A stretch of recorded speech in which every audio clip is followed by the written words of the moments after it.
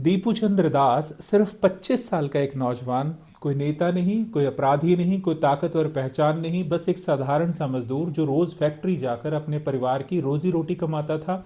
आज दीपू जिंदा नहीं है क्योंकि उस पर ईश निंदा का आरोप लगाया गया। ईश निंदा का मतलब होता है किसी धर्म, धार्मिक व्यक्ति या ग्रंथ के बारे में अपमानजनक बात कहना।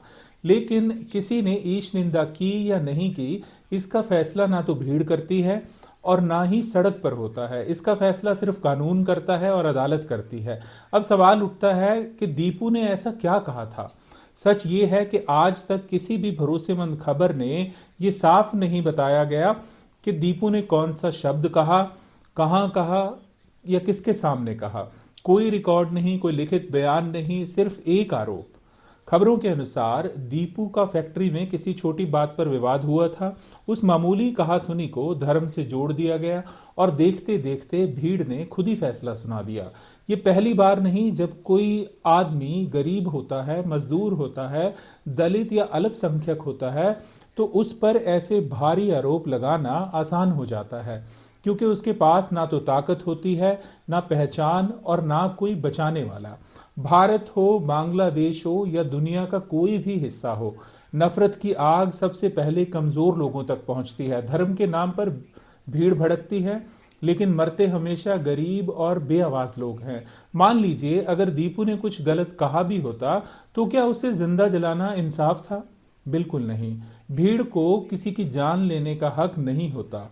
अब जरा धर्म की असली सीख को याद करें। ज्यादा नहीं, मुख्य धर्मों की एक एक एग्जाम्पल देता हूं। कुरान सूरा अल हजुरात 49 आयत 13 कहती है, ए इंसानों, हमने तुम्हें एक ही मूल से पैदा किया और अलग अलग कौमें सिर्फ इसलिए बनाई ताकि तुम एक दूसरे को पहचानो, ना कि नफरत करो।